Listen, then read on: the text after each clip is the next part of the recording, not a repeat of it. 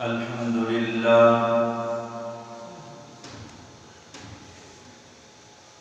لله وكفى والصلاة والسلام على من لا نبي بعده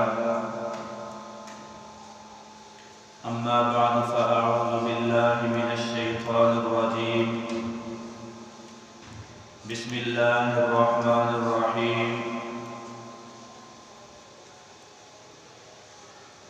وما محمد إلا رسول قد خلت من قبله الرسل أفإن مات أو قتل انقلبتم على أعقابكم ومن ينقلب على عقبيه فلن يضر الله شيئا قال النبي صلى الله تعالى عليه وسلم إنما بعثت لأتمم مكارم الأخلاق أو كما قال صدق الله وصدق رسوله النبي الكريم ونحن على ذلك لمن الشاهدين والشاكرين والحمد لله رب العالمين۔ عقیدت محبت کے ساتھ درود پاک پڑھ لیں۔ اللهم صل على محمد وعلى آل محمد كما صليت على إبراهيم وعلى آل إبراهيم إنك حميد مجيد۔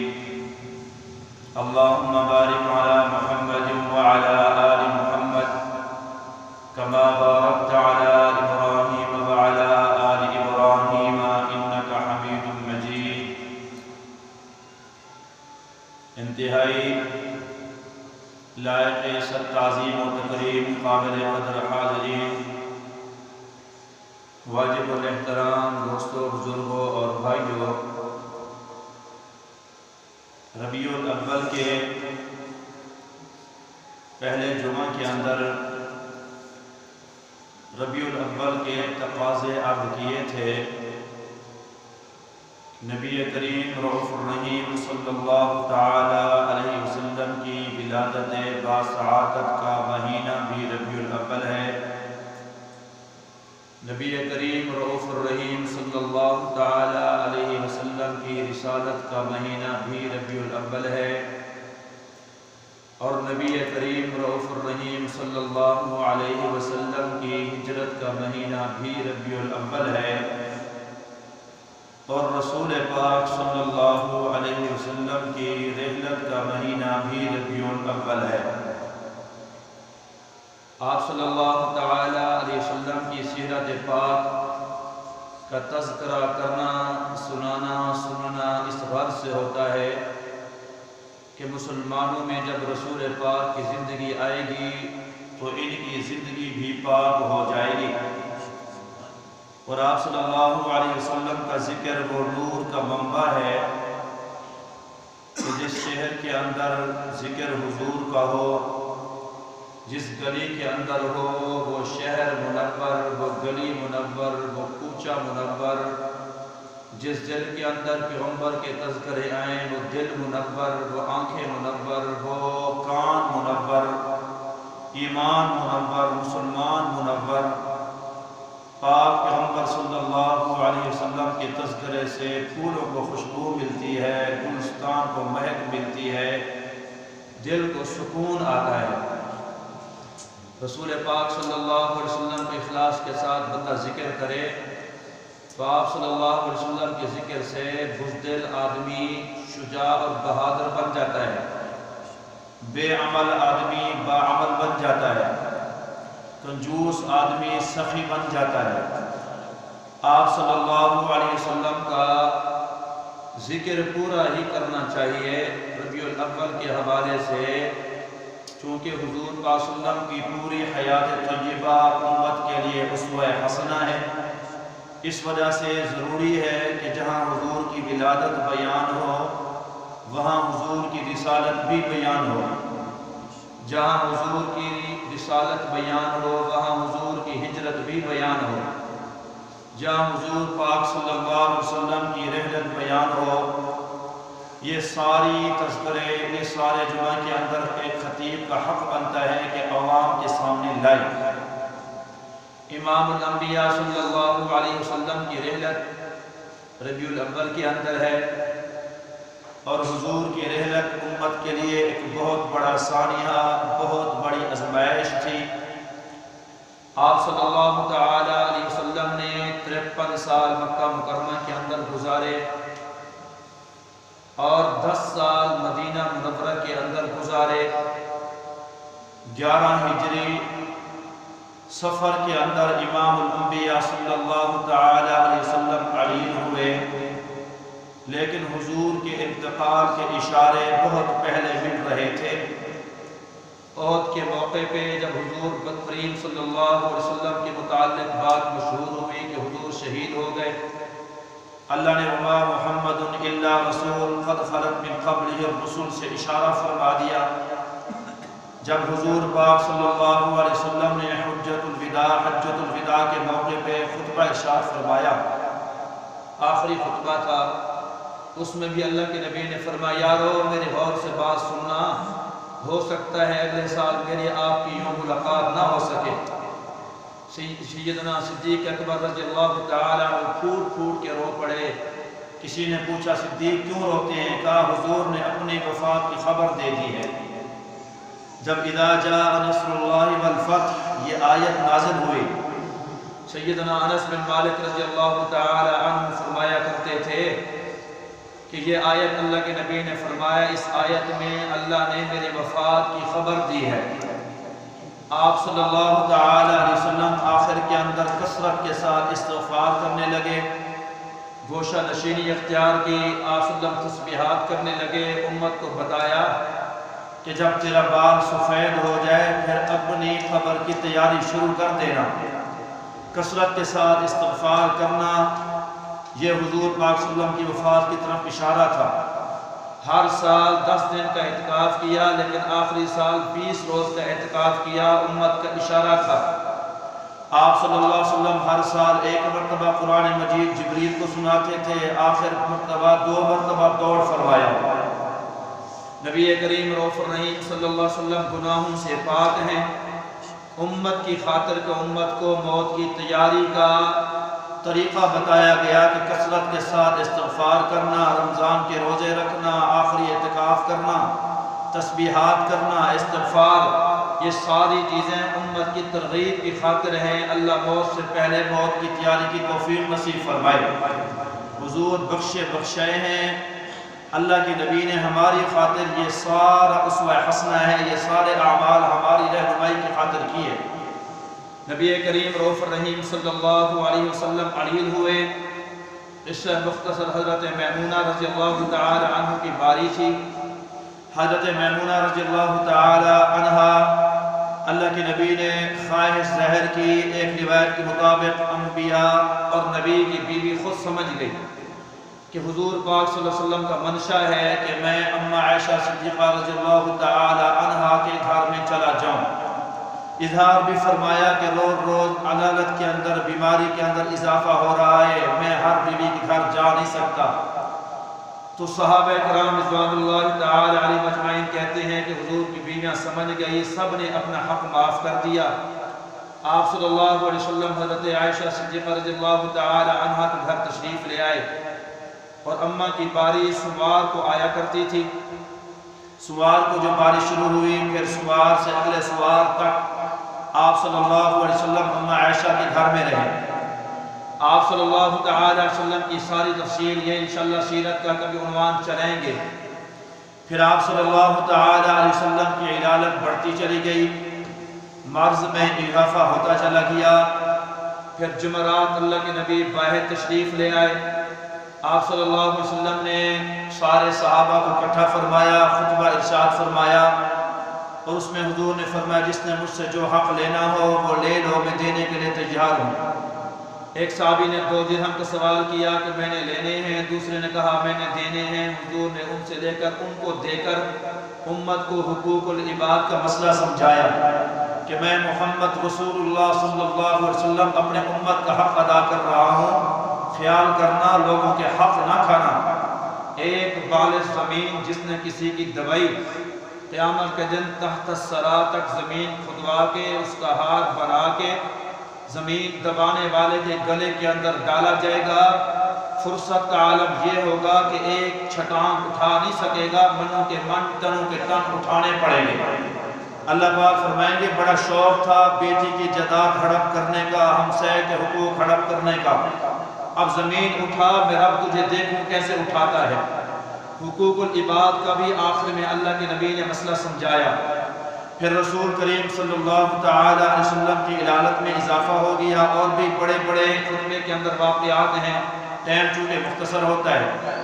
اللہ کے نبی گھر تشریف لے گئے، آخر میں سیدنا ابو بکر صدیق رضی اللہ تعالی عنہ کو حکم فرمایا، مرو ابا بکر فلیصلی بالناس، ابو بکر کو کہو کہ وہ میری جگہ کھڑا ہو، صحابہ کو نمازیں پڑھائے۔ اما عائشہ نے عرض کیا اللہ کے نبی وہ رقیق القلب ہے، دل کا نرم ہے، میرا ابا برداشت نہ کر سکے گا مصلی رسول خالی دیکھ کر۔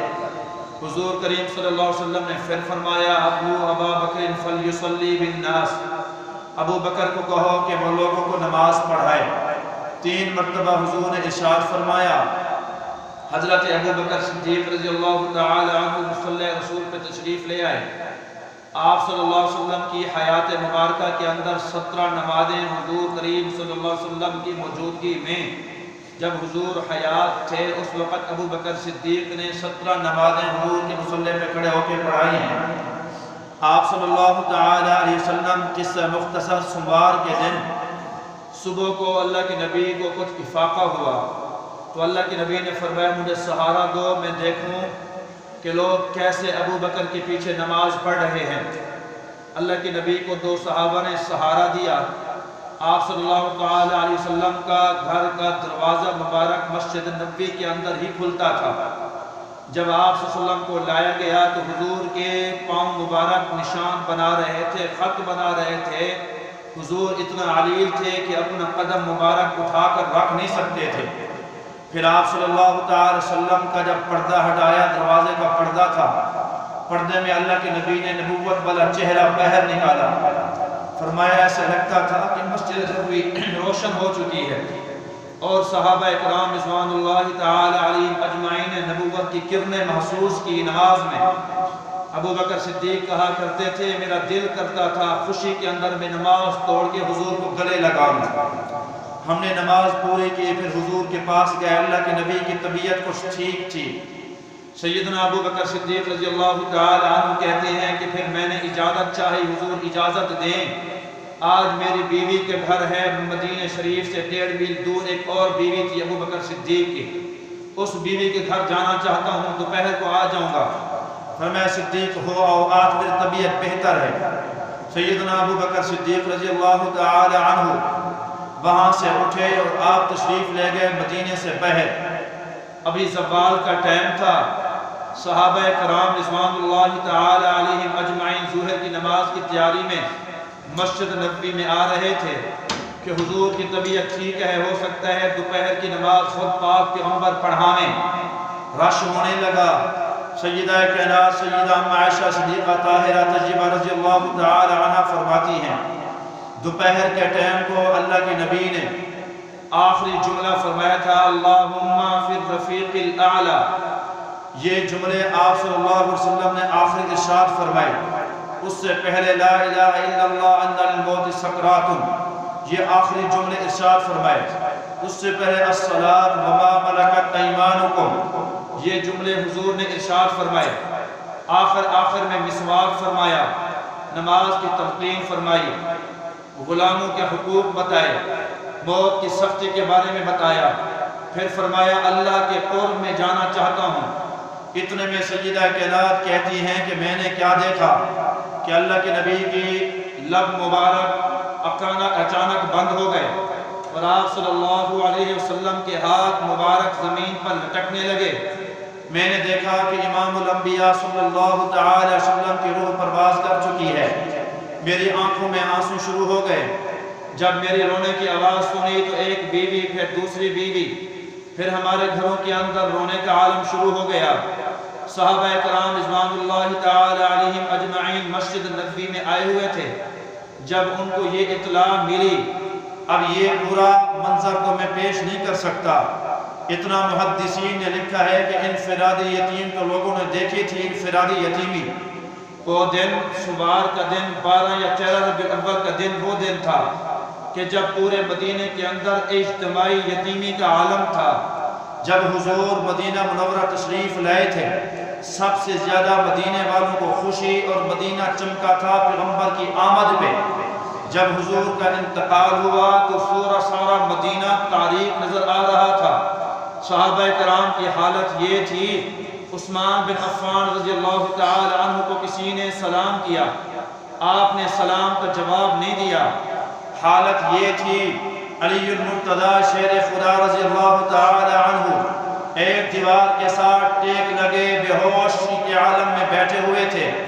صحابہ کرام رضوان اللہ علیہم اجمعین کی حالت یہ تھی کہ ہر کوئی اس بات کی امید رکھتا تھا کہ کوئی ہمارے سر پہ ہاتھ رکھے اور تسلی کا جملہ ارشاد فرمائے۔ سب سے بڑے جرنیل، سب سے بڑے غیرت مند، سب سے بڑے صبر آزما، وہ جس کو دنیا فاروق اعظم کے نام سے جانتی ہے، جن کے دبدبے سے شیطان دور بھاگتا تھا، جس کے خوف سے آج شیعت کانپتی ہے، اس سیدنا عمر بن خطاب کا عالم یہ تھا۔ مسجد نبوی کے باہر تلوار ننگی کر کے کھڑا تھا، قسمیں کھا رہا تھا کہ جس نے یہ کہا کہ امام الانبیاء صلی اللہ علیہ وسلم کا انتقال ہو گیا، میری تلوار اس کا فیصلہ کرے گی، اس کو بیوی بیوہ اور بچہ یتیم کرانا پڑے گا۔ پاک پیغمبر کی مثال کہا کرتے تھے موسیٰ علیہ السلام کی جیسی ہے، جیسے موسیٰ علیہ السلام 40 روز کوہ طور پہ گئے تھے، 40 راتوں کے بعد تورات لے کے واپس آئے تھے۔ فرمایا حضور بھی گئے ہیں، پھر حضور واپس آئیں گے، امت کو بے یار و مددگار نہیں چھوڑ سکتے۔ یہ عالم تھا مدینے کے اندر۔ عبداللہ بن مسعود رضی اللہ تعالی عنہ کہا کرتے تھے کہ یوں مسلمانوں کی مثال تھی جیسے سردی کی رات ہو، بغیر کسی چھت کی بکریاں بیٹھی ہوں، جن کا چرواہا کوئی نہ ہو، اور بے یار مددگار سردی کے اندر وہ بے یار مددگار بکریوں کا ریبڑ ہو۔ مسلمانوں کا عالم یہ تھا، ہر کوئی اس بات کے انتظار میں تھا کہ کوئی آئے ہمیں دلاسا دے، قربان جاؤں پاک پیغمبر کے یار غار اور یار مزار پر قربان جاؤں۔ سیدنا عبداللہ جس کی کنیت ابو بکر ہے، قربان جاؤں۔ سیدنا ابو بکر جس کے لقب صدیق اور عتیق ہیں، دل کا بڑا نرم ہے، لیکن جب حضور کریم صلی اللہ تعالی علیہ وسلم کی خبر ملی، فوراً سارے کام چھوڑ چھاڑ کے گھوڑے کے اوپر بیٹھ گئے۔ گھوڑے کے اوپر بیٹھ کر جلدی جلدی مدینہ منورہ میں داخل ہو گئے۔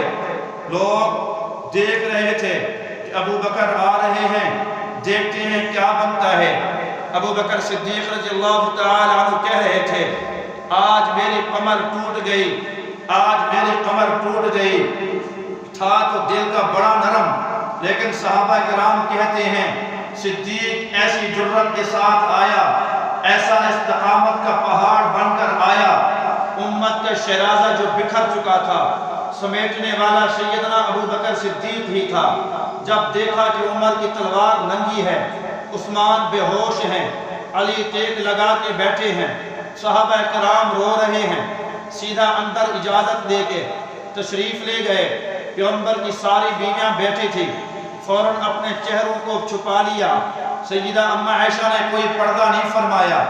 پھر آپ نے جا کے پاک پیغمبر صلی اللہ تعالی علیہ وسلم کا کپڑا مبارک کھولا، پیشانی کے اوپر بوسہ دیا، آنکھوں میں 2-4 آنسو بہے اور کہا یا رسول اللہ صلی اللہ علیہ وسلم، اللہ آپ کے اوپر کبھی 2 موتیں جمع نہیں فرمائے گا۔ یہ ربیع الاول کا میں تقاضا آج کر رہا ہوں کہ حضور کی رحلت بھی ربیع الاول کے اندر ہے۔ پھر سیدنا صدیق اکبر باہر تشریف لے آئے، سیدھا مسجد نبوی کے اندر گئے، مسجد نبوی کے منبر کے اوپر جلوہ افروز ہو گئے اور آپ نے خطبہ ارشاد فرمایا اور صحابہ کرام کو کہا جو آدمی پاک پیغمبر کی عبادت کرتا تھا، پاک پیغمبر دنیا سے پردہ فرما گئے ہیں۔ جو آدمی اللہ کی عبادت کرتا تھا، ان اللہ حی لا یموت، اللہ زندہ ہے، اللہ کو موت نہیں ہے۔ اللہ کی عبادت کرنے والے اپنے آپ کو اکیلا نہ سمجھیں۔ اللہ ہمارے ساتھ تھا، اللہ ہمارے ساتھ ہے، اللہ کی مدد ہمارے ساتھ رہے گی۔ پھر آپ نے قرآن کی آیت پڑھی، وَمَا مُحَمَّدٌ إِلَّا رَسُولٌ قَدْ خَلَتْ مِن قَبْلِهِ الرُّسُلُ أَفَإِن مَاتَ أَوْ قُتِلَ انقلبتم عَلَىٰ أَعْقَابِكُمْ۔ پہلے بھی کوئی نبی آئے اور نبی دنیا سے رحلت فرما گئے، پاک پیغمبر بھی رسول ہیں اور نبی ہیں، کیا ان کے جانے کے بعد تم پلٹ جاؤ گے؟ کیا ان کے دامن جانے کے بعد دامن توحید چھوڑ دو گے؟ سیدنا عمر بن خطاب کہا کرتے تھے، جب میں نے آیت سنی ایسے محسوس ہوتا تھا کہ آسمانوں سے یہ آیت ابھی نازل ہو رہی ہے۔ ایسے محسوس ہوتا تھا کہ جبریل نے ابھی یہ آیت صدیق کو سنائی ہے۔ عمر کہتے ہیں میرے پاؤں میں کپکپی شروع ہو گئی، میرے ہاتھ کانپنا شروع ہو گئے، تلوار ہاتھ سے نیچے گر گئی، میں ٹیک لگا کے بیٹھ گیا۔ میں نے فیصلے کو تسلیم کر لیا، لیکن امت پہ اتنا بڑا صدمہ تھا۔ صدمے کے اوپر سب سے پہلے تسلی جس نے دی وہ صدیق اکبر نے دی۔ پھر معلوم ہوا 12 کے 12 قبیلے ہیں جو مرتد ہو چکے ہیں۔ پھر خبر آئی کہ جناب کچھ لوگ زکوٰۃ کے منکر ہو گئے ہیں۔ پھر خبر آئی یمن سے مدینہ کے اندر جیسے خبر جا رہی ہے، لوگ مرتد ہو جا رہے ہیں، کلمے سے پھر رہے ہیں۔ پھر خبر آئی کہ بنی ثقیفہ کے اندر وہاں جا کر لوگ چھپرے کے اندر جمع ہیں، خلافت کا مسئلہ ہے، لوگ تلواریں نکال رہے ہیں۔ صدیق اکبر رضی اللہ تعالیٰ عنہ بھی تشریف لے گئے، عمر بن خطاب بھی تشریف لے گئے، ہر ایک نے اپنا بیان کیا۔ انصاری کہتے تھے خلیفہ ہم میں سے ہو، مہاجرین کہتے تھے خلیفہ ہم میں سے ہو، قربان جاؤں عمر تیری جرت کے اوپر۔ کھڑے ہو گئے، فرمایا لوگو تمہیں میں 3 باتیں بتاتا ہوں، ہم میں سے ایک فضیلت ابو بکر صدیق کی یہ ہے جس کو پیغمبر صلی اللہ علیہ وسلم نے فرمایا ابو بکر میرا یار غار ہے۔ ابو بکر کی یہ فضیلت ہے کہ اس کو پیغمبر نے زندگی کے اندر اپنے دین کا امام بنایا، اپنے مصلی کے اوپر کھڑا کر دیا۔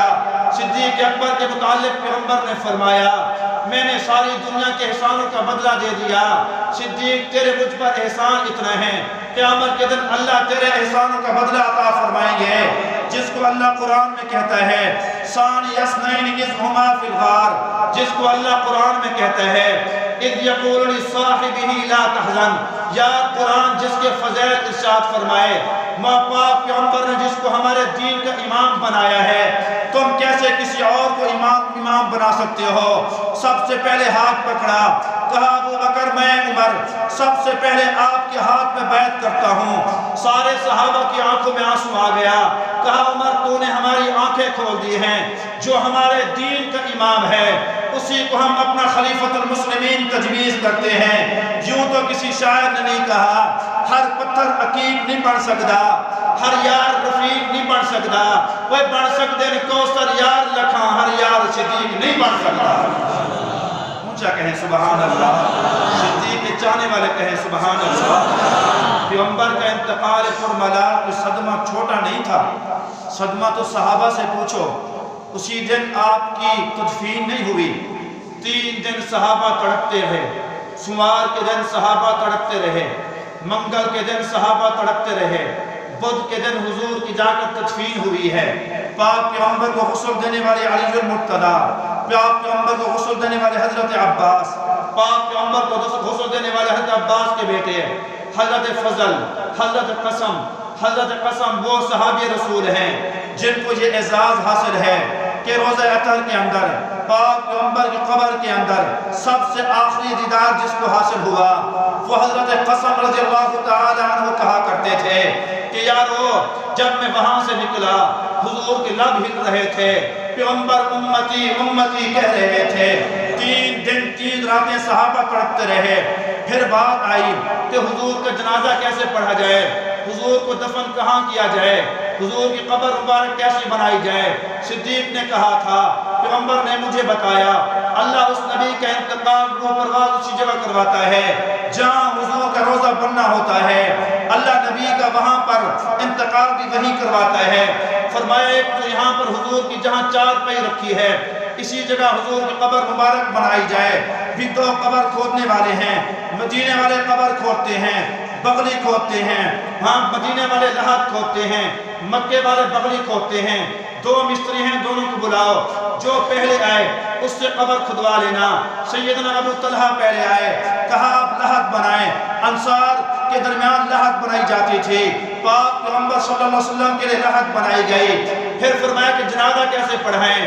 ابو بکر نے کہا میری بیٹی عائشہ نے بتایا ہے کہ میرا روزہ خالی کر دینا، سب سے پہلے جبریل آئیں گے، پھر میکائیل آئیں گے، پھر اسرافیل آئیں گے، پھر اسرائیل آئیں گے، پھر فرشتوں کے لشکر آئیں گے، پھر تم قطار در قطار آنا، پھر گروہ در گروہ آنا، آ کر درود پاک پڑھنا۔ یوں جماعت نہیں ہوئی، یوں دعا نہیں ہوئی، صرف صحابہ جاتے تھے، آنکھوں میں آنسو کی لڑیاں ہوتی تھی، پاک پیغمبر پہ درود پڑھا کرتے تھے۔ اس وقت 100 بندے نے درود نہیں پڑھا، 1000 نے نہیں پڑھا، 30,000 کم و بیش صحابہ نے پیغمبر کے روضہ اطہر کے اندر یوں جماعت در جماعت درود پاک پڑھا۔ حضور کی تدفین ہوئی۔ مختصر دو باتیں میں عرض کروں، صحابہ کرام تدفین کے بعد باہر جا رہے تھے، کفِ افسوس مل رہے تھے، ہر ایک اپنے آپ کو دلاسا دے رہا تھا، میں روؤں گا تو یہ صحابی رو پڑے گا، میں روؤں گا تو فلانا رو پڑے گا، اندر اندر خون کے آنسو تھے۔ سیدنا انس بن مالک کہتے ہیں یوں گزرتے گزرتے میں سیدہ کائنات پیغمبر کی چہتی بیٹی، پیغمبر کی لخت جگر سیدہ فاطمہ کے ساتھ گزرا۔ فاطمہ نے بلا لیا انس، پیغمبر کی تدفین ہو گئی ہے۔ میں نے کہا اماں جی تدفین ہو چکی ہے۔ سیدہ فاطمہ نے رو کر کہا تھا انس بڑے جگرے والے ہیں وہ لوگ جنہوں نے پاک پیغمبر کی قبر پہ مٹی ڈالی ہوگی، بڑے جگرے والے ہیں وہ لوگ جنہوں نے میرے ابا کے حضور کو چھپتا ہوا دیکھا ہوگا۔ کہا یہ فاطمہ کے آنسو تھے۔ سارا مجمع اشک بار ہو گیا، سارے مجمع کی دھاڑیں نکل گئی۔ پھر یہاں تک بس نہیں، 3 دن کے بعد ایک صحابی آیا، جہاد سے آیا تھا، پیغمبر کی زیارت کی خاطر آیا تھا، تڑپ کر آیا تھا۔ جب آ کر پہنچا پیغمبر کا پوچھا، صحابہ نے کہا اللہ کے نبی ہمیں چھوڑ کے چلے گئے ہیں۔ اماں عائشہ کے پاس گیا، کہا اماں حضور کا حجرہ کھولے، میں نے بہت لمبا سفر کیا ہے۔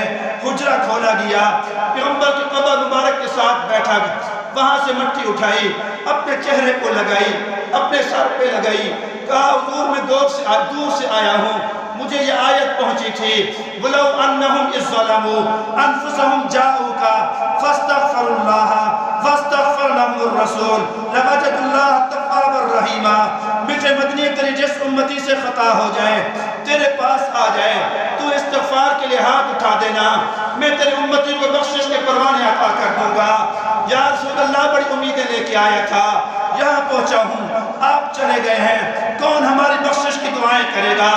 سیدنا علی کہتے ہیں وہ آدمی اتنا رویا، غیب سے آواز آئی قد غفر لک، اے میرے میٹھے امتی رونا بند کر، میں نے اللہ سے سفارش کر دی ہے، اللہ نے تیرے گناہوں کو معاف فرما دیا ہے۔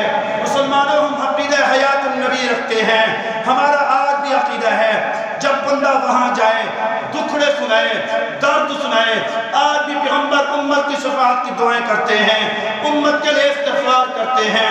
اسی لیے تو شاعر کہتا ہے نام محمد سے خوشبوئے وفا آتی ہے، ان کے روضے سے امتی امتی کی صدا آتی ہے۔ جب بھی بیٹھتا ہوں مدینے کی گلیوں میں خدا کی قسم ہے مجھے جنت کی ہوا آتی ہے۔ نبی کریم رؤوف الرحیم صلی اللہ علیہ وسلم کا انتقال پرملال تھا۔ قلت وقت کے پیش نظر اسی پہ میرے خیال میں اکتفا کرتے ہیں۔ یہ موضوع میں نے ابھی شروع کیا ہے، انشاءاللہ اگلے جمعہ آپ حضرات جلدی آئیں گے، 12:45 بجے انشاءاللہ ہم بیان شروع کریں گے، آپ جلدی آئیں گے انشاءاللہ، اور انشاءاللہ اس موضوع کو پھر پورا کریں گے کہ رحلہ سے ہمیں ملا کیا ہے، خلافت راشدہ کیا ہے، اس موضوع کو انشاءاللہ پورا کریں گے۔ اللہ پاک جو کچھ کہا سنا گیا عمل پیرا ہونے کی توفیق نصیب فرمائے، وآخر دعوانا الحمدللہ رب العالمین۔